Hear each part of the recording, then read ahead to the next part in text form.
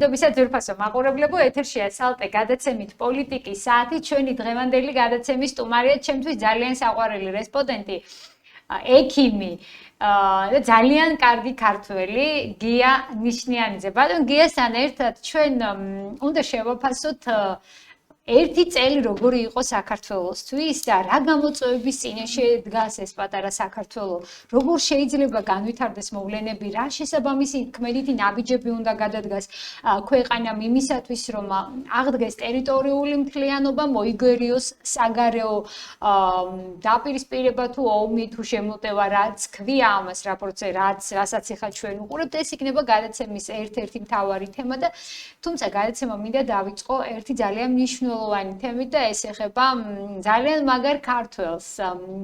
თუმცა როცა ვამბობ მაგარ, შეიძლება ძალიან ბევრმა გაგვაკრიტიკოს.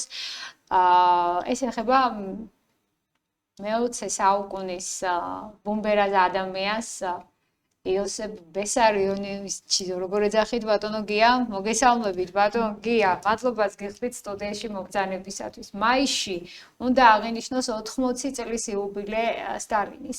ძალიან მაგარი ქართველი, ასე შეაფასებთ თქვენ და ჩვენ ვისაუბრეთ კიდევაც ეთერში. ბატონო გია, გორის რაიონს აქვს მხოლოდ შემორჩენილი სტალინის შესახებ ისტორიები. მაგრამ ძეგლი, რომელიც იქ იდგა, არის ერთ-ერთ სოფელში სადღაც გადაგდებული. ფოტო, რომელიც თემურ მაისურაძემ მაჩვენა, ვიდეო მასალა, რომელიც გადაიღო, ეს იყო საშინელი კადრები, სადღაც გადაგდებული სტალინის ძეგლი, წვიმაში, თოვლში არის ესე, მოდით ასე ვთქვათ, თამამად ვთქვი, უპატრონოდ მიგდებული. დღეს მსოფლიო თითქმის ყველა აღიარებს, რომ ეს იყო ბუმბერაზე ადამიანი. საქართველოდან იყო, ჩვენი იყო. ხომ არ დადგათ რომ ჩვენც რაღაცნაირად გადავდგათ ეს ნაბიჯი და არ მოусვინოთ ვიღაცებს რა სიტყვის მაგალითად ვიღაცა ნაციონალური მოძრაობის მომხრე იქნება ეს თუ მხარდამჭერი, რატომ უნდა იყოს საქართველოში სტალინის ძეგლი, რატომ არ უნდა იყოს საქართველოში სტალინის ძეგლი. არ დადგათ რომ ხელისუფლება მიფიქროს დაბრუნდეს ეს ძეგლი იქ სადაც იყო. თავის ქალაქში. არ იმსახურებს? მოგესალმებით. მადლობა კიდევ ერთხელ მოწვევისთვის. რაც შეეხება მაგ თემას, იცით რა შეა საქმე, ესე იგი ისტორია. იცის ასეთი ბრუნვადი, ასე თქვათ,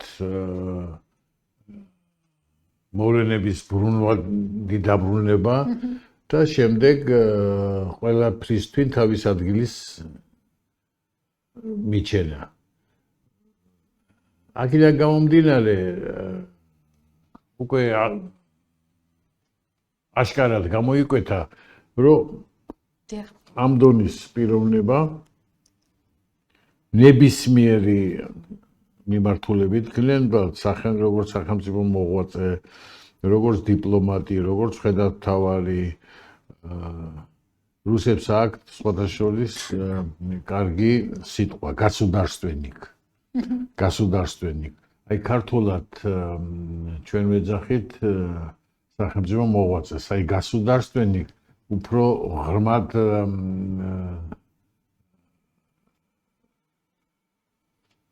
ეხება იმ პრობლემებს, რაც ქვეყანას აქვს იმ პერიოდისათვის და დღევანდელი გადასახედიდან, ადვილია ლაპარაკი, რომ აი რეპრესიები, დაჭერები, დახვრეტები, გადასახლებები და ასე შემდეგ და ასე შემდეგ. მაგრამ ამას იმ ისტორიულ პერიოდის პრიზმაში არავინ არ განიხილავს.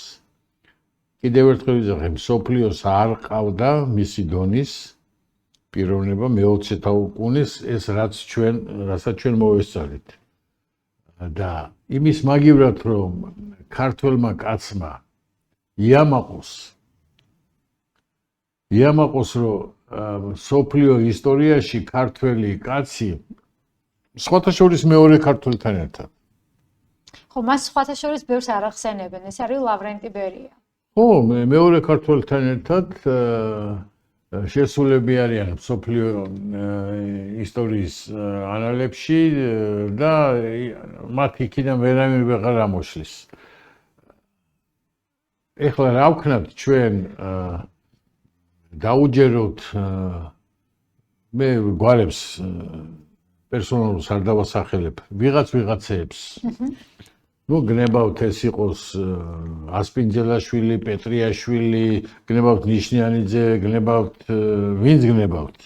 დაუჯეროთ ამა თუ დაუჯეროთ მაგალითად ფეინხტვანგერს, ჩერჩილს, რუზველტს, პიკასოს, ბარბიუს, ნებისმიერს. მათ დაუჯეროთ მის პიროვნების დახასიათებაში თუ დაუჯეროთ გნებავთ ბოკერიას, გნებავთ გიგაურს, გნებავთ ჩორგოლეიშვილს და ასე შემდეგ და ასე რომელს დაუჯეროთ. უამრავი მასალები საარქივო მასალები გაიხსნა. უამრავი წიგნები გამოდის, უამრავი სტატიები იბეჭდება. დეტალურად არის განხილული ყველა ფაქტი, ყველა მოვლენა, მისი პიროვნება და ასე შემდეგ. და აქედან გამომდინარე, ეხლა ქართველები ყველაზე მეტი კათოლიკები ვიყოთ და ვლანძღოთ პიროვნება, რომელსაც სოფლიო აღიარებს გენიად და მოვლენად. და ყველაზე წინ ჩვენ გამოვიდეთ და უარყოთ ეს ყველაფერი, ახლა სატირელია, სასაცილო და სატირელია. რასაკვირველია მისი იდეები, მისი ეკონომიკა უნდა იქნას ბოლომდე გამოყენებული, შესწავლილი, გამოყენებული. აგერ არის ჩინეთის მაგალითი, აგერ არის იაპონიის მაგალითი, აგერ არის სხვადასხვა ქვეყნების მაგალითი, სადაც განსაკუთრებით ჩინეთმა ძირეულად გამოიყენა მისი ეკონომიური მიმართულებები, შეხედულებები და რასაც მიაღწია და იმის მაგალითად ჩვენი ქვეყანა ყოფილიყო ეხლა ჩინეთის მაგივრად. ну გნებავ ჩინეთთან ერთად. ჩინეთში დღესაც ისწავლება სტალინის შესახებ სკოლებში, სახელმძღვანელოში არის სტალინის სახელმძღვანელოშიც არის და ოჯახებში მისი სურათებიც უკიდიათ. ამიტომ რამდენიც არ უნდა ვილაპარაკოთ ეხლა და რამდენიც არ ეს დაიჭირა, ის დახვრიტა, ეს არც ეგრე აბსოლუტურად სიმართლეს არ შეეფერება, აბსოლუტურად. უნდა იყოთ ციფრები, უნდა ნახოთ რამდენი იყო გადასახლებული, რატო იყო გადასახლებული. დანაშაული რომელზეც დილას გაიღვიძებდა და ფიქრობდა დღეს ვინ დავხრიტოთ, ვინ დავიჭიროთ, ვინ გადავასახლოთ. ნუ ესე ხო არ შეიძლება. ბატონო, აი დანაშაული რომელსაც ძალიან ხშირად მას აბრალებენ, ბოლოს აღმოჩნდა რომ ძალიან ბევრი დანაშაული საერთოდ მასთან საერთო შემხებლობაშიც არ იყო. ეს იყო ალბათ ანტიპიარი მის წინააღმდეგ, რომელიც დღემდე გრძელდება. გასაკვირველია, ეს მოყოლებული უკვე 53 მისი გარდაცვალების მერე და ხრუშჩოვის პერიოდის მერე და განსაკუთრებით სოლჟენიცინის და აი მისი მიმდევრების და სახაროვის და მისი მეუღლის, ბონერის და ასე შემდეგ და ასე შემდეგ და მემორიალი რომ ჩამოაყალიბეს და აფუძნეს. ეს იყო აბსოლუტურად ტყუილების, აბსოლუტურად ინსინუაციების და სისულელეების კრებული.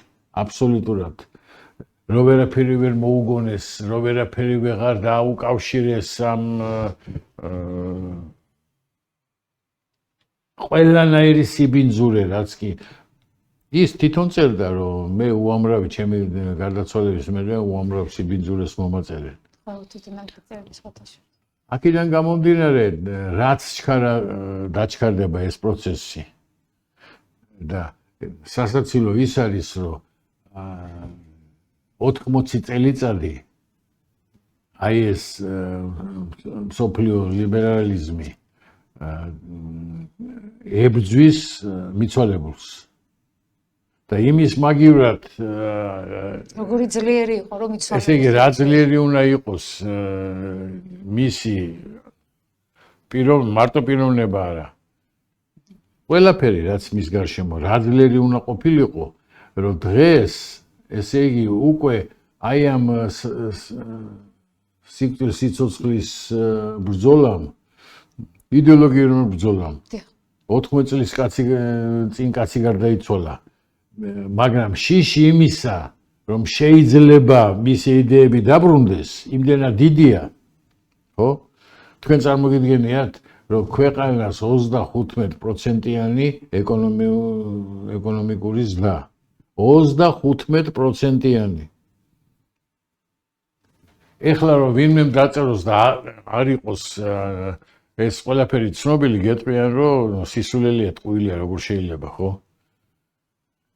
და როდესაც ამერიკის გამოგზავნილი, პრეზიდენტის გამოგზავნილი მოსკოვში ჩამოვიდა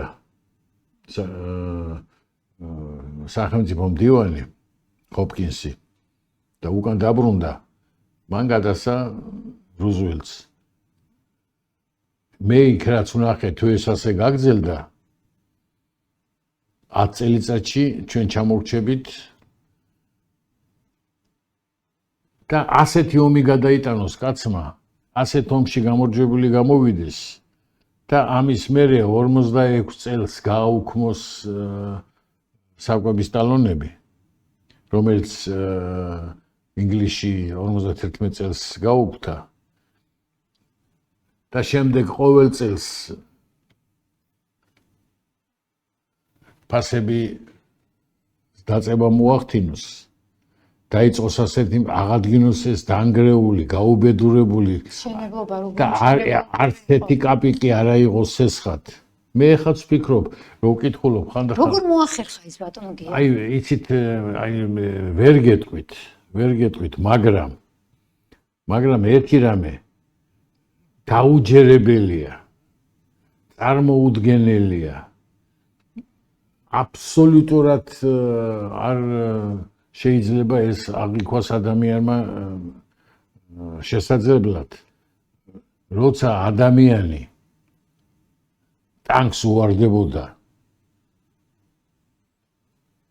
და წარმოსთქვამდა სიტყვებს სამშობლოსათვის, სტალინისათვის, წარმოუდგენელია. როგორ შეიძლება ილაპარაკო აქ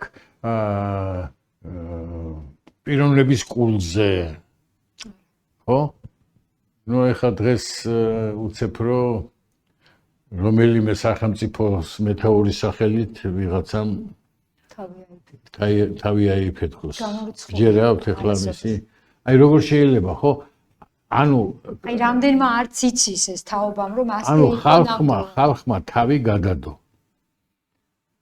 გადადო, იცოდნენ რომ ეს კაცი იყო მათი პატრონი, ეს კაცი იყო მათი მამა, ბაბუა, რომელიც არ უღალატებდა და არ მოპარავდა. რასაკვირველია, თავი გადადეს 24 საათი გაასწორეს, იმუშავეს მშიერი მწყობრება უსახკაროდ, ფეხში შველა და ააშენეს ქვეყანა და დაგვიტოვეს. ჩვენ ჯართა დავჭერით და გავყიდეთ. მე და თან ვაგინებთ იმას, რაც დაგვიტოვა, იმით ცხოვრობს ჯერ კიდევ ნახევარი ქვეყანა.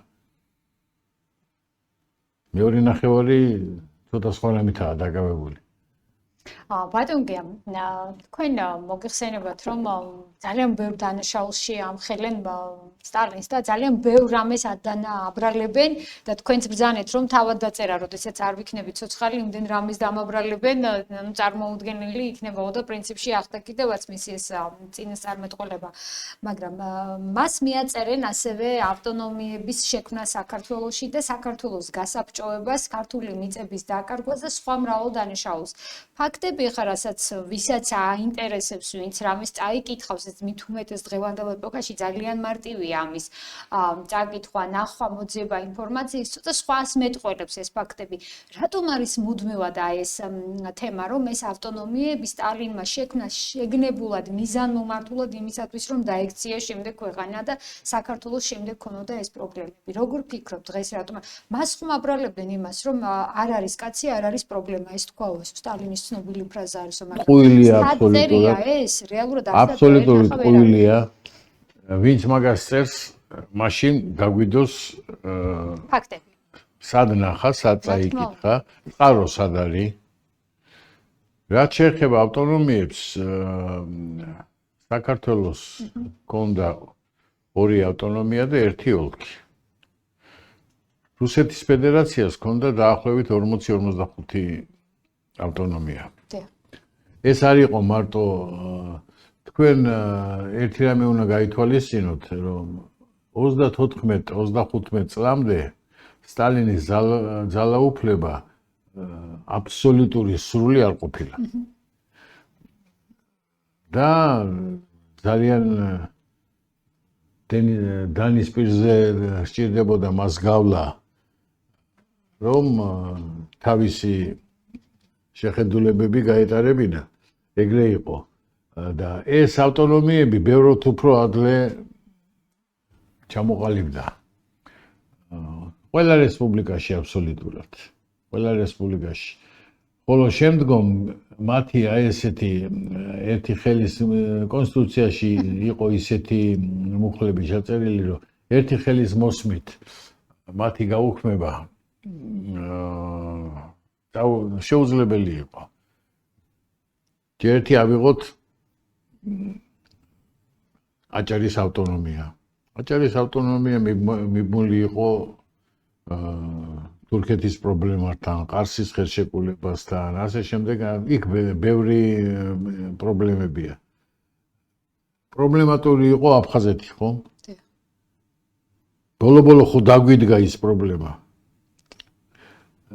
აფხაზეთმა გამოაცხადა დამოუკიდებლობა, ჯერ კიდევ სანამდე საბჭოთა კავშირის შემადგენლობაში შემოვიდოდა და ასე თქვა წარმონაქმნი იყო დამოუკიდებელი რესპუბლიკის სახით და შემდეგ ის შევიდა საბჭოთა კავშირის შემადგენლობაში. იქაც ძალიან რთული პროცესები მიმდინარეობდა, ესე ადვილი არ იყო. რომ არა მეორე ქართველის მონდომება და ის რაც მან გააკეთა ამ მიმართულებით, გნებავთ დემოგრაფიული მიმართულებით, გნებავთ ეკონომიური იმ ხარის ეკონომიური განვითარების მიმართულებით. ეს იყო მაქსიმუმი, რაც მათ შეძლეს შემდგომში. და თანაც იცით რაში იყო საქმე, ესე იგი ეს იყო ერთი ქვეყანა, ძალიან მძლავრი ქვეყანა და თუ ესე იგი რაღაცა შიდა პროცესები არ განვითარდებოდა ცენტრიდანული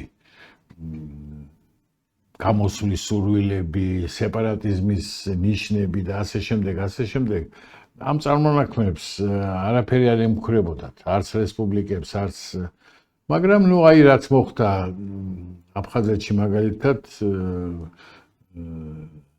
თქვენ გეცოდინებათ იქაური ბრძანებით აი ნესტორ ლაკობას პერიოდშიც, ხო? სეპარატიზმი მუდამ იყო, მუდამ. მაშინაც კი ანუ სტალინის პერიოდში როცა ხალხს ახერხებდნენ. მაინც ახერხებდნენ ასე თუ ისე და ამათი ესე ადვილად ამის მოვლა და ამის აღკვეთა ესე ადვილი არ იყო. ვერ მოერეოდა. იმიტომ რომ კიდევ ერთხელ გეუბნებით მანამ სანამ სტალინის სრულ უფლებიანი ძალაუფალი არ გახდა ამ ქვეყნის აი ესეთი პრობლემების გადაწყვეტა რომ მას ასე უნდოდა და გაეკეთებინა ესე ადვილი არ იყო და ეს იყო ცოტა ისე ზღაპრების სფეროდან. როგორ შეძლო მან აი ამ ლაბირინთებში ისე გავლა, რომ ჯერ მარტო ცოცხალი გადარჩა. ქვეყანა გადაარჩინა, ხალხი გადაარჩინა და დაგვიტოვა უმდიდრესი გნებავ ჩვენი რესპუბლიკა. მოდით ავიღოთ ელემენტარული ჩამონათვალი. რა გაკეთდა მისი სახელი და მისი მმართველობის პერიოდში, არ გვინდა საბჭოთა კავშირი, საქართველოში. ბერიას მმართველობის პერიოდში, მისი მმართველობის პერიოდში რა გაკეთდა? ჩამონათვალი ავიღოთ და ვთქვათ, რომ აი ეს გაკეთდა. მაშინ ჩვენმა ოპონენტმა გითხრას, რომ აი ეს არ გაკეთებულა ტყუილია. სამცხე ჯავახეთით დავიწყოთ, სადაც 54 წელს მთელი საქართველოს ჩამოასახლა, ხო? 53 წელი ავტოკეფალია აღადგინა, განძი დაგიბრუნა, 45 წელს ინსტიტუტები გაგიხსნა, აკადემია გაგიხსნა, კონსტიტუცია როდის მიიღეს, მის დროს მიიღეს. და ნუ რა ვიცი, რა არ გააკეთა, ქალაქები აგიშენა, წარმოებები, ქარხნები, ფაბრიკები, მეტრო გაგიკეთა ბოლო-ბოლო, რომელიც არ გეკუთვნოდა, ხო? და უამრავი, ბევრი რამე ეხლა ამაზე ლაპარაკი უკვე იცით სასაცილოა. სხვათა შორის სტალინმა შეიტანა კონსტიტუციაში შესწორება ბატონ გია კონსტიტუციონალისტისგან, ეს ძალიან მარტივად ამის კითხვაც ნახოთ შეიძლება, რომ საქართველოს თვითონ ქონოდა უფლება თავისი ბედი განისაზღვრა. დღეს ჩვენ იმის უფლებას არ გვაძლევენ, რომ ჩვენი ქვეყანამ თავისი ბედი თვითონ განსაზღვროს. ამ დროს გამოდის, რომ იგივე ეს მოთამაშეები, რომლებიც თითქოს ცდილობენ, რომ ვითომ თითქოს საქართველოს მეგობრები არიან, დღეს სტალინს აღიქვამენ როგორც ტირანია. ეს არის ტირანია და ეს ადამიანები, რომლებიც ცდილობენ, რომ საკუთარი გეგმები მოგახვიონ თავს, ისინი არიან სიტყვის თავისუფლებისთვის, დემოკრატიისთვის მებრძოლი ადამიანები და ისინი არიან ლიდერები ამ ქვეყნის, ხო გმირები? ვერ გავიგე, იცით რა შეასაქმე, ესე იგი, ფაშიზმი წარმოიშვა ევროპაში, ხო? კი ბატონო. და ის პიროვნება აღმოჩნდა აი ამ სოფლიო შავი ჭირის წინააღმდეგ მებრძოლი პრაქტიკულად ერთადერთი.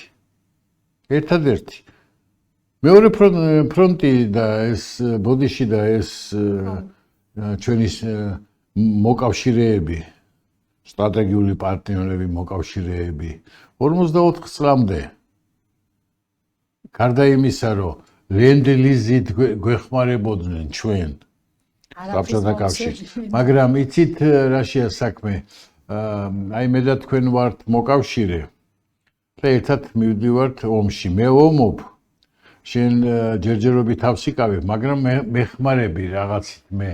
მაგრამ იცით რა შეა, მე შენთვისაც ომობ, ჩემთვისაც ომობ, შენთვისაც ომობ და მთელი სოფლიოსაც და შენ ამ დახმარებაში მე ფულს გიხდი, ფულს მთხოვ.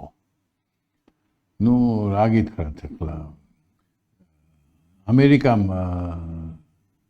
საბჭოთა კავშირმა ამერიკას გადაუხადა დაახლოებით 600-700 ტონა ოქრო. აი ამ ომის პერიოდში.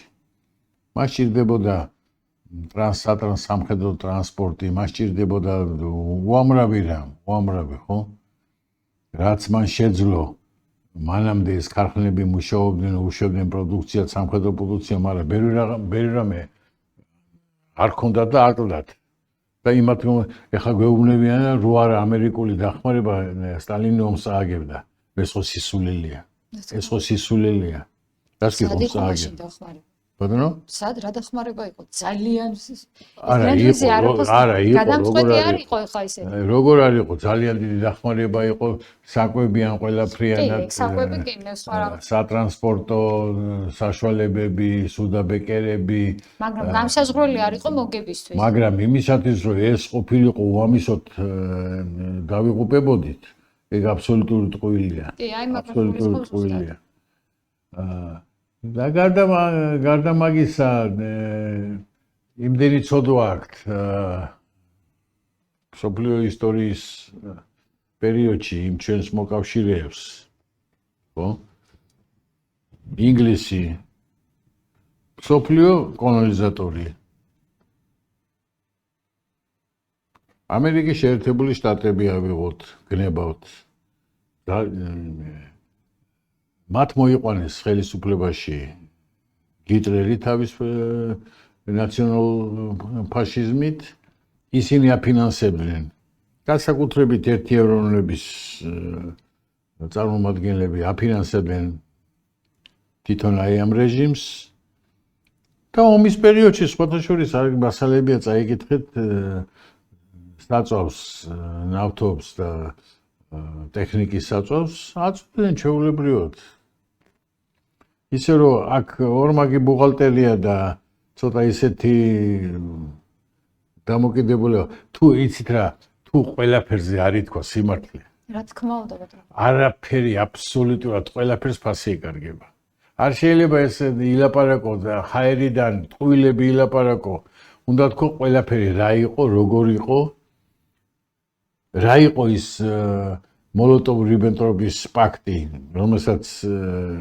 ის არანაირი პაქტი არ ყოფილა ის იყო ჩვეულებრივი ხელშეკრულება რომელიც მანამდე ყველა ქვეყანას ჰქონდა გაფორმებული ჰიტლერთან ყველას აბსოლუტურად მთელ ევროპას ჩვენ ვიყავით ბოლო სტალინი იყო ბოლო რომელმაც 39-ში ის გააფორმა და ეძახიან პაქტს არანაირი პაქტი არ ყოფილა ის ჯერ ერთი და მეორე ერთი საიდუმლო ასე ვთქვათ ჩანაწერები პაქტი რა იყო საიდუმლო ომი იწყებოდა სტალინმა ეს მშვენივრად იცოდა რომ ეს იყო გარდაუვალი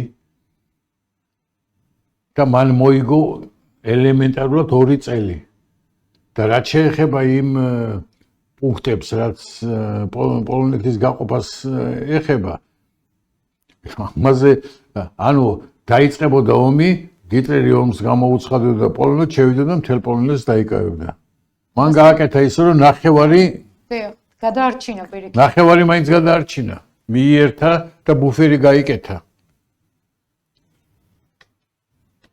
ასე რომ აი ბოროტებით ბოღმით დაბრმევებას აი მოყავს ესეთი ძალიან ბევრს აბრალებენ რომ თითქოს მონასტრები დაანგრია ეკლესიები დაანგრია სასულიერო პირები დახრა არც ერთი მონასტერი მას არ დაუნგრევია ტყუილია ქაშვეთი რომელიც დღეს არსებობს ქაშვეთის წმინდა გიორგის სახელობის ტაძარი დანგრევას გადაარჩინა ვინ ბერია ბერიამ და მისმა დედამ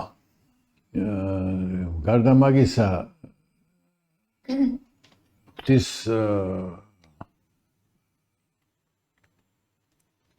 მსახური იყო ერთის და მეორეს რაც მან გაუკეთა მართლმადიდებულ ეკლესიებს მთელ საბჭოთა კავშირში და განსაკუთრებით საქართველოში ხო წაიკითხონ ნახონ ამოიღეთ კადრები და ნახეთ მისი დასაფლავება რა პატივი მიაგო ეკლესიამ როგორ გააცილეს უკანასკნელ გზაზე რა სიტყვებით აი ამოიღეთ წაიკითხეთ კალისტრატე ცინცაძეს წერილი მისი დამოკიდებულება პატრიარქ სერგეის მოგონებები წერილები მიმართვები მათი ურთიერთობა და ეხლა თუ არაფერი არ გინდათ და მარტო ამ მონაჩამახებს ტყუილებს და ზღაპრებს გინდათ აყვეთ კი ბატონო თქვენი ნებაა მაგრამ რას მოიგებთ ამით ვერაფერს რაც დროზე დაბრუნდება და წინა რიგებში უნდა იყოს საქართველო და ქართველები სასაცილოა ერთი პატარა მუზეუმია გორში რომელსაც მთელი მუზეუმებზე მეტი შემოსავალი შემოაქვს საქართველოს ბიუჯეტში. იმიტომ რომ ნებისმიერი ტურისტი რომელიც ჩამოდის აქ და ეუბნებიან გაგონილი ხო აქვთ და ითხოვენ რომ აი სტალინის სახლი გვაჩვენეთ. ბატონო გია ჩანარს გავაკეთებ თქვენის ნებართვით მისაქციელში ცხეთის რაიონის სოფელი მისაქციელი აქ ცხოვრობს ჩემი ბიძა დეიდას მეუღლე რომელსაც ყავს ძღოლია და ემსახურება ტურისტებს პოლონელი ტურისტები ყავდა ჩამოყვანილი და მოხდა ისე რომ კლიმატური პირობების გამო მათ დანიშნულების ადგილზე ვერ მიიყვანა და დაპატიჟა სახლში და ბიძა ჩემი არის ცნობილი სტალინისტი, რომლის სახლში არის დაახლოებით სადღაც 1.50-ზე მეტი ფოტო, პორტრეტი სტალინის. ისინი დაინტერესდნენ ამით, რატომ არის სტალინი მისთვის ასეთი მნიშვნელოვანი ფიგურა. ბიძა ჩემ აუხსნა ეს ყველაფერი და აჩვენა საკუთარი ხელით გაკეთებული სტალინის პარკი, რომელიც მან გააკეთა მის აქციელში საკუთარი ხელით. შემდეგ ჩამოვიდა პოლონეთიდან ჩემი კოლეგები და ამაზე გადაიღეს ფილმი. Ამიტომ მნიშვნელოვანი ფიგურა იყო ეს და არის. დღეს ძალიან ბევრი საუბრობს იმაზე და კამათობს იმაზე, რომ ვინ იყო სტალინი, პატრიოტი იყო ის თუ მოღალატე, მართლმადიდებელი იყო თუ პირიქით მართლმადიდებლების დამცველი, კაცთმოძულე იყო და ჩაგრავდა ადამიანებს თუ პირიქით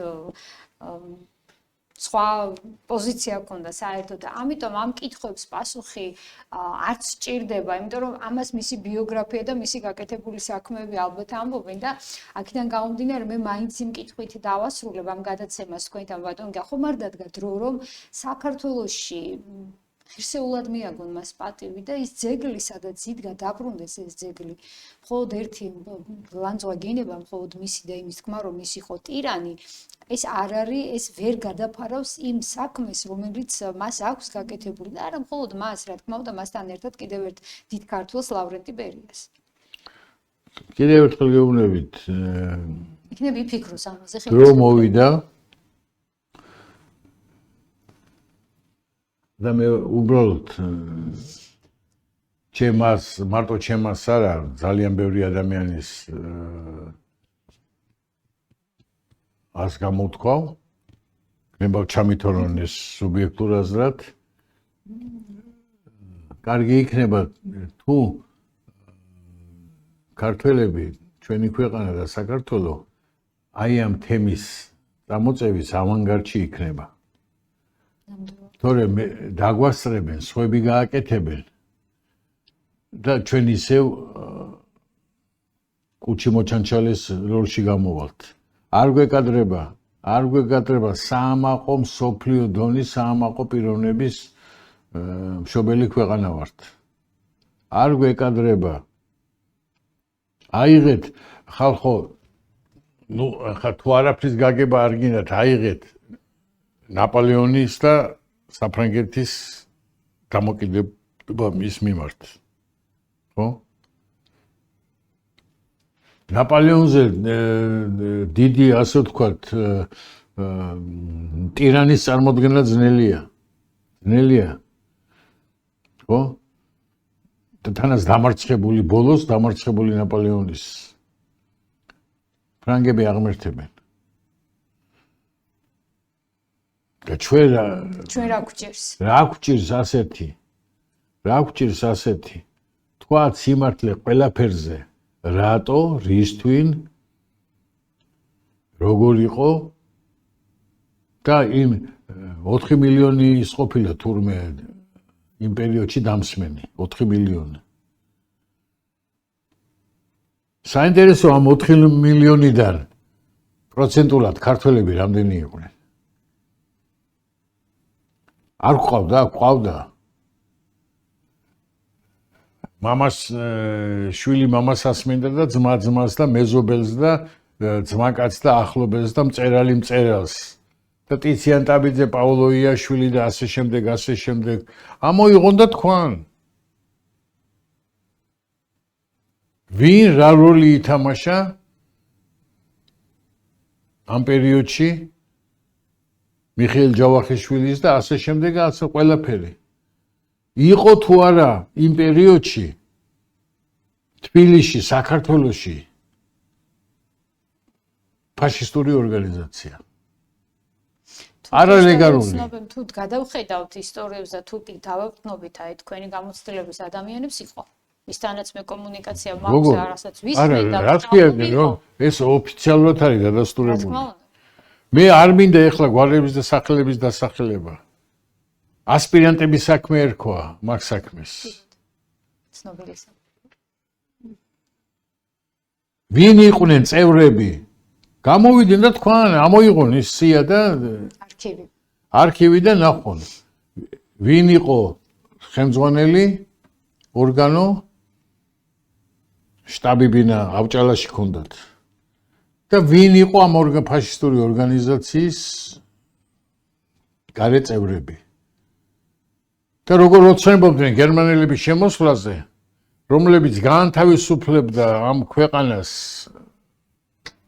ტირანიისგან და ეს ქართველები ბავარიულ ლუდს დალევდნენ და ტახტზე წამოწვებოდნენ და ყველაფერს გერმანელები მოუტანდნენ. და ამოიღეთ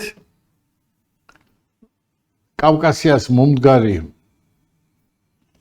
გერმანელი ურდოს გაულეტერი ყავდა უკვე დანიშნული გიტელს არნოში გუდანცი. და ანუ აი ამ მიწების სპეციალური სამინისტრო იყო და მას ყავდა ხელმძღვანელი. და იქ იყო დეტალურად გაწერილი რა უნდა განხორციელებულიყო ამ თუ იმ ტერიტორიებზე და მათ შორის საქართველოში. ამოიღეთ, წაიკითხეთ, რა გველოდა, როგორი იქნებოდა ჩვენი ქვეყნის და ჩვენი ხალხის ბედი და რას გადაგვარჩინეს. და ეხლა თუ არაფრის გაგება, არაფრის არ წაკითხვა გინდათ, არც არაფრის გაგება გინდათ და მარტო ესე სოლჟენიცინის ჭორებზე გულაგები და ის მარტო ამაზე რა საკვირველია იყო უამრავი გადახვევები, იმასთან ჰქონდა თავის მიზეზები, მათ შორის შეცდომებიც. ამ ყველაფერს ხელმძღვანელობდა ის ხალხი, მაგალითად, სანამდე ბერია ჩავიდოდა მოსკოვში, შინაგან საქმეთა სამინისტროში დაიწყებდა მუშაობას, მანამდე მას ყავდა ხელმძღვანელი ბატონი ეჟოვი, ხო? რომელიც იმ დონის მტერი იყო ამ იმ დროინდელი ხელისუფლების, მათ შორის სტალინის და ასე შემდეგ, რომ ეს მასობრივი ტერორს ჰქონდა თავის დანიშნულება და მიზანი, რომ ხალხი იმდენად ყოფილიყო ტერორიზებული, რომ ვეღარ მოეთმინათ, იარაღი აიღოთ ხელში და გამოსულიყვნენ ამ ქვეყნის წინააღმდეგ. ასევე იყო საქართველოშიც. რასაც მიუხვდა სტალინი მაგას. რა საკვირველია, ასევე იყო საქართველოში ზუსტად. ბუდუმ დივანები და ორახელაშვილები და ასე შემდეგ. ვინ დაუბრუნა საქართველოს ილია ჭავჭავაძე თქვან სიმართლე. ასე რომ რაჩქარდება ეს პროცესი და გაკეთდება და ჩვენ ამაში მოწინავე როლი გვექნება მით უკეთესი. ეს უბრალოდ ჩემი სურვილი და ჩემი მოკრძალებული რჩევაა, თორე ყველას თავის შეხედულება აქვს. აუცილებელია ბატონგია მეც როგორც ერთი რიგითი ქართული გიერთდებით, რომ ჩვენ უნდა დავაბრუნოთ ძეგლი, უნდა დავუბრუნოთ პატარა გორი დიდიაო. ლექსიც ნათქვამია ასე, ხო? და ვარც გაიფურჩქნა გოგორიო, დაგვიტოვა ეს ლექსი და მოდით რა დავაბრუნოთ ეს ძეგლი, რა მოხდება? არც არაფერი არ მოხდება, თავის პატარა გორში. ეს ძეგლი არის გორში, ერთ-ერთი ქარხნის ეზოში აგდია. მე ვნახე ეს კადრები. ამოტრიალებული. დაზიანებულია სხვათა შორის. კი, დაზიანებულია, მის აღდგენას არაფერი პრობლემას არ წარმოადგენს. რაც დროზე მოხდება, მით უკეთესი. უკვე დაიწყეს რუსეთის სხვადასხვა ქალაქებში ბიუსტების ჩამოსხმა და დაყენება, მოსკოვში გაიხსნა მეტროსადგურზე ბარელიეფი, სახლებზე გაჩნდა წარწერები. დღემდე მოსკოვში მიუხედავად იმისა, რომ სათავჯენები არის აშენებული და მიმდინარეობს ეს მშენებლობა, მაინც პრესტიჟული არის ის სახლები, რომელიც თავის დროზე შექმნა სტალინმა. იმიტომ რომ არქიტექტურის ფანტასტიკური არქიტექტურის ერთ-ერთ ნიმუშად არის ცნობილი და მიმდინარეობა და უნიკალური შენობებია, უნიკალური. კი, ჩემი სახლი მაგალითად არის ნამდვილად სტალინის აკეთებული მოსკოვში, არაჩვეულებრივი განლაგება არის, ფანტასტიკური და აიღეთ, ჩვენი სანაპირო. უნიკალური ქმნილებაა მშენებლობის არქიტექტურის, ხო? შეედა რომ დღევანდელი მშენებლები. ვინ გააკეთა? ვინ აგვიშენა? არა, ერთს ქვია ალიევის სახელი, მეორეს ბუშის სახელი. არ ვიცი რა გითხრათ, აბა. ბატონგია, დავბრუნდეთ ისევ სტალინზე, როცა ვსაუბრობთ, ესე იგი საქართველოზე ვსაუბრობთ, მაგრამ ძალიან საინტერესო წელი იყო. ეს წელი საქართველოსთვის იყო შეცდომები, გადაცდომებიც, მაგრამ საერთო ჯამში ჩვენ მაინც ვთქვით საგარეო ვექტორზე, რომ ჩვენ ვართ სახელმწიფო, რომელსაც სურს დაიბრუნოს სუვერენიტეტი. იყო სახელმწიფო, რომელიც თავის დროზე კონსტიტუციაში ჩაასწორა იგივე სტალინმა, რომ სახელმწიფომ უნდა თავად განსაზღვროს თავისი ვედი, თავისი მომავალი. აქედან გამომდინარე, ჩვენ დღეს არ გვეძლევა იმის შესაძლებლობა, ხომ? აი, გქონდა საპარლამენტო არჩევნები, გქონდა თვითმმართველობის არჩევნები, მაგრამ აი ზედი მაგაპოლისები ამ არჩევნებს მაინც არ ცნობენ. და ვხედავთ რა ვითარებაც არის შექმნილი იგივე თუნდაც რუსთაველზე, ისინი ამბობენ, რომ რა კანონიც არ უნდა მიიღოს ხელისუფლება, ყველა კანონს აარღვევენ. ხო, ხელისუფლებას აბრალებენ კამიტის გამოყენებას, ანუ ქიმიური ნივთიერების გამოყენებას და არც ერთი ტოქსიკოლოგი მე მაგალითად ვერ ვიპოვე, რომელიც ამბობს, რომ ამ ნივთიერებით მოწამლული ადამიანი შემოვიდა საავადმყოფოში ან მომართლიანობა იყო, რომ აი რაღაცა მოვიწამლე ამ კონკრეტული ნივთიერებით, ან რაღაცა ნივთიერებით, რომელიც მაგალითად იმ აქციის მონაწილე იყო, ასეთი ტოქსიკოლოგი მე პირადად ვერ ვიპოვე, მიუხედავად იმისა, რომ ძალიან დიდი მცდელობა მქონდა ამის. საქართველოსთვის რა იყო ეს წელი, როგორ ფიქრობთ ბატონგია და რა ნაბიჯები უნდა გადადგას ქვეყანამ, რომ მოიპოვოს სუვერენიტეტი. შეძლებს ამ სუვერენიტეტის მოპოვებას ეს ქვეყანა, რომელსაც ესეთი დიდი ადამიანები ყავდა და ვერ ბედავს, რომ ამ დიდი ადამიანების შესახებ ღიად ისაუბროს და გქონდეს მაგალითად ალიევის და ბუშის ქუჩა, მაგრამ არ გქონდეს სტალინის ან ბერიას ქუჩა. ნუ ყოველ შემთხვევაში ერთი წელი არა, უფრო მეტი პერიოდი უნდა განვიხილოთ. ვინაიდან სოფლიოში არ არსებობს აბსოლუტურად დამოუკიდებელი ქვეყანა. არ არის ესეთი ქვეყანა. ყველა ქვეყანა რაღაცაზე ან ვიღაცაზე არის დამოუკიდებელი. და ესეთი მცირე ქვეყანა როგორც საქართველოა, თავისთავად მოქცეულია იმ მარწუხებში და იმ წესრიგის შესრულების ვალდებულებები, რასაც გიწესებს ძლიერი ქვეყნები. დღეს მსოფლიოში არანაირი მსოფლიო წესრიგი და მსოფლიო კანონი აღარ მუშაობს. აბსოლუტურად დაკარგული აქვს ფუნქცია გაეროს, OBSE თუ სხვადასხვა სახელწოდების ორგანიზაციები აბსოლუტურად მსოფლიო წესრიგი არის უგულვებყოფილი და წინ წამოიწია მხოლოდ და მხოლოდ უფლება ძლიერისა.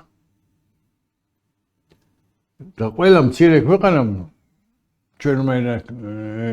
ჩვენნაირმა ქვეყანამ უნდა შეასრულოს ის მითითებები, ის დავალებები, რასაც ეს ძლიერი ქვეყნები ითხოვენ. ამ მცირე ქვეყნებს, ჩვენნაირ ქვეყნებს, არ აქვს არანაირი უფლება დააყენონ მე ასე მინდა.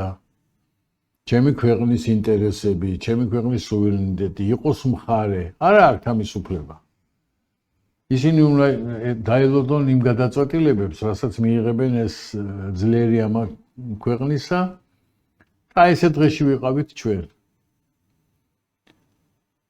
ჩვენ გავიარეთ დანის პირზე კი არა, სამართლებლის პირზე. და ღმერთმა დაგვიფარა მისი წილხვედრი ქვეყანა ვარ და გადავრჩით. და შესთომები არ დაუშვით, სულელული გადაწყვეტილებები, დამღუბელი, ტრაგიკული გადაწყვეტილებები არ მივიღეთ და ეხლა გვაბრალებენ, რომ ჩვენ ვართ ევროპის წინააღმდეგ, ჩვენ ვართ ასე ვთქვათ, მსოფლიო წესრიგის წინააღმდეგ, ეს რაც აბსოლუტურად ტყუილია, ჩვენ არანაირი ევროპის წინააღმდეგ არა ვართ. საუკუნეებია მოვდივართ და ვეხოწებით ევროპას, რომ თქვენთან გვინდა. გვინდა თქვენთან და სულხან-საბადან მოყოლებული. მაგრამ რასაკვირველია ეს ჩვენი სამეზობლო ფაქტორი და განსაკუთრებით რუსეთის ფაქტორი გასათვალისწინებელი იყო, ხანდახან ვითვალისწინებდით, ხანდახან პირიქით არ ვითვალისწინებდით და რა შედეგები მოგვიტანა ამან აფხაზეთში, სამხრეთ შემდეგ სამაჩაბლოში აგერ არის სახეზე გვაქვს, რა მივიღეთ, რა ტრაგედია გადავიტანეთ, აგერ არის სახეზე გვაქვს და ამის გამეორება და კიდევ ერთხელ გრაბლი, რუსულად, ქართულად როგორ არის, ფოცხზე ფეხის დაბიჯება და შუბში მოხვედრა, ტარის შუბში მოხვედრა, კიდე კაი გადავრჩით. გადავრჩით ბატონო გია. ამ ეტაპზე აშკარად გადავრჩით. ყოველ შემთხვევაში უკრაინა აგერ არის მაგალითი. მაგრამ ამ გადარჩენის ეტაპმა ჩაიარა და ეხლა ასე ვთქვათ, ფინიშისკენ მივდივართ. ეხლა გვჭირდება უკვე არჩევა გზის. რა საკვირველია ისევ და ისევ ურთიერთობით ამ ძლიერ სახელმწიფოებთან, გნებავთ რუსეთთან, ჩინეთთან, ყველასთან, ევროპასთან, ამერიკასთან და გნებავთ ნიკარაგუასთან. ყველასთან ჩვენ არ შეგვიძლია გამოვაცხადოთ, ჩვენ ვართ ვიღაცის მეგობარიც, მაკაცი და იმის გარდა არავინ არ გვინდა. ეს არის სისულელე. ეს არის ჩვენთვის დამღუპელი. კიდე ერთხელ გეუბნებით, ჩვენ არა გვაქვს უფლება ვიყოთ მხარე. არა ბატონო, ჩვენ არანაირი მხარი არ უნდა ვიყოთ, ჩვენ უნდა ვიყოთ ქვეყანა, რომელიც გამოაცხადებს, რომ მე არ მინდა არავისთან მტრობა და არ მინდა რომ მყავდეს მტერი. მე მინდა მყავდეს სულ ყველა მეგობარი, ვისთანაც ვიმეგობრებ, ვიქეიფებ, ვივაჭრებ და ვიმოგზაურებ. სხვა გამოსავალი ჩვენ არა გვაქვს. ჩვენი განლაგება არის ძალიან ყურადსაღები. ძალიან ჩვენ ვართ გარშემორტყმული სხვა რელიგიის ქვეყნების, ვართ გარშემორტყმული ქვეყნების, რომლებსაც ჩვენ დასამალი აქ არაფერი არ არის, პრეტენზიები გააჩნიათ, მათ შორის ტერიტორიულიც. კი ქახალძე ყველა გვიცხადებს, რომ ჩვენი ძმები და მეგობრები და ისინი არიან, მაგრამ სიფრთხილე თავი არ სთქვა და რა შეეხება ის რაც ხდება რუსთაველზე, ნუ ეხლა რა გითხრათ, ეხლა აი აქ იცით, აი ცოტა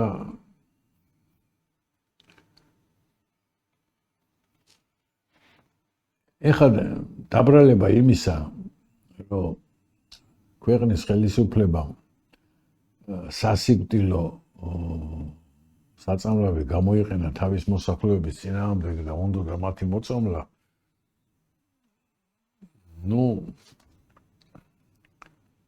პირდაპირ გადავიდეთ კამინზე. გადავიდეთ, ბატონო, თქვენ ბატონო, მიგზანდებით, რა შედეგს გამოიწვია? არა, ისიც რა გითხრათ, ეხლა ეს მე ვიყავი კლინიკის ხელმძღვანელი, სადაც იყო ფუნქციონირებდა ყველაზე დიდი და ყველაზე, ასე ვთქვათ, კვალიფიციური ტოქსიკოლოგიური განყოფილება. და ყველა ეს ტოქსიკოლოგი, რომელიც დღეს თუ რამეს წარმოადგენს, იყო ჩემი თანამშრომელი, მათ შორის ბატონი მიხეილ ფუცხვერია, ერთ-ერთი პროფესიონალი ამ საქმის, რომელიც იყო განყოფილების გამგე, ჩემს მისვლამდე და შემდეგ მხედრიონთა დაპირისპირების გამო იძულებული გახდა დაეტოვებინა ქვეყანა და გადავიდა მოსკოვში და ის არის ახლა სკილიფასოვსკის საუნივერსიტეტო კლინიკის, გადაუდებელი დახმარების კლინიკის ტოქსიკოლოგიური განყოფილების დეპარტამენტის ხელმძღვანელი. თემურ კობიძე, რომელიც ახლა ჩართულია ამ პროცესებში, ჩემი ექიმი და ასე შემდეგ. მე მქონდა მათთან ურთიერთობა ამ საკითხთან დაკავშირებით და ვერანაირი პაციენტი კამიტის გამოყენების შემთხვევაში კლინიკაში ვერ მოხვდებოდა. ვერანაირი. ვერ მოხვდებოდა ერთი უბრალო მიზეზის გამო. სამხედრო გამოყენების მომწავლელი ნივთიერების ფუნქცია არის ჯარისკაცთან შეხების შემთხვევაში გამოიწვიოს ჯარისკაცის მოწინააღმდეგის მომენტალური სიკვდილი. უმოკლეს დროში ეს არის ფუნქცია. ეს არის მასობრივი განადგურების იარაღი. და არავითარი მოწამვლა და კლინიკაში მკურნალობა და რა, ეს არის ზღაპარი. ფუმბული გაცივდა, თუთი ყურს და იქ ძაღლი თურმე. რა საკვირველია არის მეორე სახის საშუალებები, ანუ დემონსტრაციის დაშლის და ასე შემდეგ, ასე შემდეგ, სხვადასხვა გაზები, სხვადასხვა ნივთიერებები, ჩერემუხას რო იძახიან და ასე შემდეგ და ასე შემდეგ, რომელიც იწვევს ისეთ ეფექტებს, რომ იძულებულია მომიტინგემ სასაფოდ ჩქარა დატოვოს ის ტერიტორია, რომელიც ისინი არიან. აი, მაშინ ხდება მასიური მიმართვები კლინიკებში, ეს არის ცემსადენი გაზები, ეს არის სპრეი წიწაკები და ასე შემდეგ, ასე. ახლა მე არა ვარ სპეციალისტი, მაგრამ ყოველ შემთხვევაში ესეა. ამიტომ ახლა იმის დაბრალება, რომ პირველი მსოფლიო ომის დროინდელი ნივთიერება იქნა შეძენილი იმისათვის, რომ გამოყენებული ყოფილიყო შემდეგ რა ომს ვაპირებდით, ომში უნდა გამოგვეყენებინა. რატომ დააბრალეს ბატონო, როგორ ფიქრობთ თქვენ ეს აკრძალული იარაღის გამოყენება საქართველოს მე ჩემთვის მე არა ვარ სამხედრო და ისა გაუგებარია რას ნიშნავს მასობრივი განადგურების იარაღის აკრძალვა. რას ნიშნავს ეს ჩემთვის გაუგებარია და გეტყვით რატომ? ესე იგი რა ატომური იარაღის გამოყენება მასობრივი იარაღი არ არის? როგორ არის? ხო. რისაც ეშინია დღეს მსოფლიოს რითაც შეიძლება. ხო და ამერიკელებმა 300,000 კაცი არ გაანადგურეს ატომური იარაღით თუ ერთი აკრძალულია, მეორე აკრძალული რატო არა?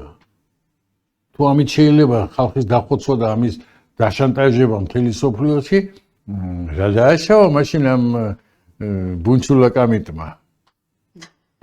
არა, ახლა ისეთ არის ორმაგი ბუღალტერია არ შეიძლება. ნაპალმით შეიძლება ნახევარი ვიეტნამი დაწვა, ნაპალმით. და ხალხი იწოდა დანახშირებული ხალხი იყო, ეს შეიძლებოდა. ხო?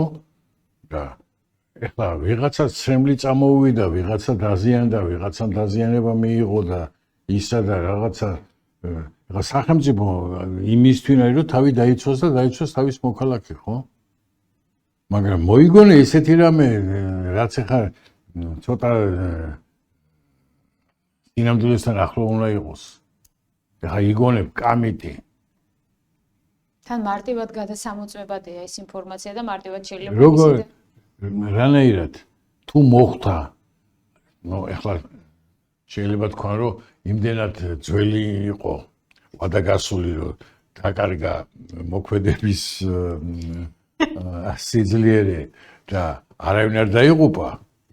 თორე კამიტის მოხვედრა დემონსტრანტზე, ადამიანზე, ჯარისკაცზე იწევს მომენტალურ სიკვდილს. სტრაფსიკვდილს. ეს არის მისი ფუნქცია. გინდა ტყვიაგისროლია და გინდა ის გამოგეყენებია. ეგრეა. ბატონ გია, აი გადაცემა ჩვენი პრინციპში დასასრულისკენ მიდის, ძალიან მოკლედ რო გითხრათ, აი რა მოლოდინი გაქვთ ჩვენ ორივეს თქვენ აღნიშნეთ რომ ვარ აფხაზეთიდან, მაგრამ თქვენ ძალიან დიდი წვლილი მიგიწვით აფხაზეთში, თუნდაც აი ამ საომარი მოქმედების დროს და იყავით ხოლმე ფრონტის წინა ხაზზე. და ზუსტად ისე გტკივათ აფხაზეთი, როგორც მე და ზუსტად ისე გინდათ დაბრუნება, როგორც მე მინდა იმ ჩემს ქალაქში, ჩემს სახლში წასვლა. აი რა მოლოდინები გაქვთ, რა ეს წელი, რომელზეც ახლა ხელისუფლება სადაც იყო ირაკლი კობახიძე, თუნდაც აი ამ თურქმენეთში, აშხაბადში გამართული ვიზიტი და შემდეგ უკვე გამოხმაურება კრემლიდან, რომ აი კრემლი აკვირდება საქართველოში მიმდინარე მოვლენებს და რომ ერთგვარად ესეთი სიგნალი იყო, რომ დაიწყოს მოლაპარაკებები ორ ქვეყანას შორის. ხომ არ არის დრო, რომ აი თუნდაც 2026 წელი, რომ ხელისუფლებას რომელსაც გაცხადებული აქვს საკუთარი სუვერენიტეტის ბრძოლა, დაიწყოს მოლაპარაკებები იმ სახელმწიფოსთან, რომლის ხელში არის შენი ქვეყნის ტერიტორიული მთლიანობის აღდგენის გასაღები. ხომ არ დადგა ეს დრო, რასაც ხელისუფლება თავს არიდებს. იცით რა შეა? გაქვთ ეს მოლოდინი, რომ არა, იცით რა შეა საქმე, ესე იგი ჩვენ ვითხოვთ რაღაცა პროცესის დაძვრას, რაღაცა გადაწყვეტილების მიღებას, მაგრამ ნუ არ ვიცი ეხლა მე არც დიპლომატი ვარ და არც გამოცდილება მაქვს დაუშვათ ისეთი რომ რაღაცაზე პრეტენზია გამოთქვა, მაგრამ როგორ გინდა პროცესის ადგილიდან დაძვრა და რაღაცის გადაწყვეტილების მიღება სასიკეთოდ შენთვის თუ არ დაელაპარაკე. აი ზუსტად ამას შენთვის გაუგებარია. სასწრაფოდ უნდა დავიწყოთ ყოველგვარი კომუნიკაცია ჩვენს ოკუპანტთან, გნებავთ, მოდი დავარქვათ ჩვენ შექმნილ ადრე წარსულში მეგობელ ქვეყანასთან, შემდეგ წარმოდგენეს დღეს მტერი სტატუსით და როგორ უნდა მოხდეს ამ ყველაფრის ერთხელ და სამუდამოდ დამთავრება ამ პრობლემის მოლაპარაკების გარეშე მე არ ვიცი. როგორ რანაირად შვეიცარიის ვიღაცას უნდა გადავცეთ რაღაც ქახალდი ნოტა, ისინი წაიკითხავენ, მე პასუხს დაგვიბრუნებენ თუ როგორ იქნება. თუ რუსეთი გვთავაზობს, რომ აღვადგინოთ დიპლომატიური ურთიერთობა ყოველგვარი წინაპირობის გარეშე, ამაზე მე ჩემთვის გაუგებარია რა არის უარის თქმის მოტივი. არა, ჯერ დამიბრუნე ტერიტორიები და მე დაგელაპარაკები. თუ ტერიტორიები დაგიბრუნა, მე რაღაცა უნდა დაგელაპარაკოს. ან რატო დაგიბრუნებს წინაპირობების გარეშე ტერიტორიები? ხომ უნდა გადაწყდეს ჩვენი და რუსეთის ერთხელ და სამუდამოდ ხომ უნდა გადაწყდეს ჩვენი მათთან დამოკიდებულება. რა გვინდა ჩვენ ისინი რას ითხოვენ ჩვენგან და ასე შემდეგ ეხლა წინ წამოიწია ამ ნეიტრალიტეტის რომელიც შეიძლება გაჩნდეს მაგიდაზე, როგორც აქ ირაკლი გოგავამი საუბრა პოლიტოლოგმა ქართულ-რუსული ურთიერთობების მოლაპარაკების მაგიდაზე ერთ-ერთი მენიუ შესაძლებელია იყოს ნეიტრალიტეტის აკეთება. კი, ერთ-ერთი. ერთ-ერთი. მაგრამ იმ ნეიტრალიტეტს აქვს თავისი მოთხოვნები, თავისი პირობები, თავისი სტრუქტურა და ასე შემდეგ მოდელი და ასე შემდეგ, აი ესე მე მინდა და ვაცხადებ, ესე არა. აქედან გამომდინარე, რა ვიცი, ახლა დალაპარაკების გარეშე და ურთიერთი აზრების გაცვლის გარეშე რა სიტყვენ ჩვენ, რა უნდათ ჩვენგან, ხო? მე კი ვიცი რაც უნდათ, რასაც ითხოვდნენ, მაგრამ ეს ხო უნდა იყოს საზოგადოებრივი განხილვის საგანი. ხო? და ასე შემდეგ, ეხლა ვიძახოთ ეხლა ნატო. აღმოჩნდა რომ ეს ნატო უკვე არაფერიც აღარ არის და შეიძლება საერთოდ დაიშალოს და გაუქმდეს თავის ევროკავშირიანად. და ჩვენ კიდე კონსტიტუციაში გვიწერია რაც. და ამ ნატოს ძახილმა და ყვირილმა რა დღეში მიიყვანა უკრაინა და რითი ამთავრებს ისტორიულ პერიოდს, აგერა გვაქვს. გვინდა იგივეს გამეორება? არ გვინდა. თუ არ გვინდა, მაშინ სხვა გზით უნდა წავიდეთ.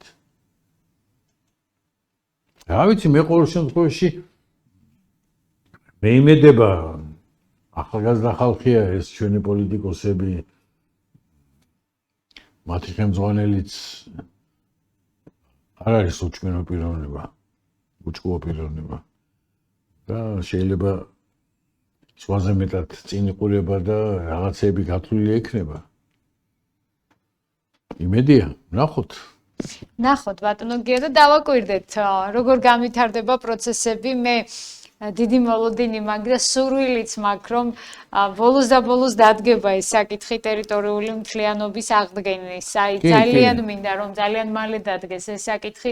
მე მართლა ძალიან მენატრება ჩემი სახლი, ჩემი კარი, მიუხედავად იმისა რომ სახკარი არსებობს, მაინც მენატრება ის ესე ვთქვათ უბლად დარჩენილი ეზო. საფეხურია მხოლოდ დარჩენილი სახლის კიბე, მოდით ასე ვთქვათ, ჩემი სახლის საფეხურებს ვეძებო სიმღერა რომელიც არის, მე მგონი ეს ძალიან ახლოს არის ჩემს სახლთან. საფეხური დარჩენილია, ეს იმას ნიშნავს რომ მედგრად დგას, იმიტომ რომ ის ელოდება მასპინძელს, ის ელოდება თავის მფლობელს და ზუსტად ვიცი რომ ძალიან მალე იმედია ღვთისყალობით დაუბრუნდებით, ამის იმედი მაქვს და მინდა რომ ღმერთმა გესმინოთ, რომ ჩვენ ეს მალე დადგეს ეს საკითხი და დადგეს და გადაწყდეს საქართველოს ტერიტორიული მთლიანობის პრობლემა მოგვარდეს. ეს არის ყველაზე მნიშვნელოვანი ქვეყნისთვის. ბატონო გია, ძალიან დიდი მადლობა დღევანდელი ეთერისთვის და საინტერესო საუბრისთვის. მე ძალიან მიყვარს თქვენთან ეთერი, თქვენი საუბარი განსაკუთრებით. ჩვენ ძალიან მნიშვნელოვან თემაზე ვისაუბრეთ გადაცემის პირველ ნაწილში და ეს ეხებოდა ძალიან დიდ ქართველს, პატარა ქალაქის ძალიან დიდ შვილს და იმედია ხელისუფლება გაითვალისწინებს, გაიზიარებს ყველა იმ შენიშვნას, რჩევას, ალბათ უფრო რჩევას, ვიდრე შენიშვნას ბატონი გიასგან და 80 წლის იუბილეს პატარა გორი შეხვდება დიდი ბელადის ძეგლით, რომელიც დაბრუნდება იქ სადაც იყო. აუცილებელიც არის ეს იმსახურებს ეს ადამიანი რომ მის მშობლიურ ქალაქში იდგეს მისი ძეგლი, მაშინ როდესაც რუსეთის სხვა ქალაქებში როგორც თქვენ აღნიშნეთ, დღეს უკვე დაიწყეს დაბრუნება და ძალიან აქტიურია სტალინის შესახებ საუბარი. დღეს აღარ ერიდებიან უკვე რუსულ მედიაში ამ თემებს და წამოწიეს თემა როგორ იყო ის გარდაცვლილი მართლა ციანიდი ეს მიაწოდეს თუ წიგნი იყო გაჟღენთილი ციანიდით და ასე შემდეგ. მოკლედ ბატონო გია, ძალიან დიდი მადლობა საინტერესო ეთერისთვის და საინტერესო საუბრისთვის. მაყურებელს კი შევახსენებ რომ ჩვენი გადაცემის სტუმარი იყო ექიმი და ძალიან კარგი ქართველი გია ნიშნიანიძე. მე ხვალამდე გემშვიდობებით და რა თქმა უნდა მშვიდობიან ღამეს გისურვებ ძვირფასო მაყურებლებო, თუმცა არ უნდა დაგაგიწყდეთ რომ გამოიწერეთ ჩვენი არხი, გაიზიარეთ, მოიწონეთ. ძალიან მნიშვნელოვანია თქვენი მხარდაჭერა ჩვენთვის. დროებით ღამე მშვიდობის.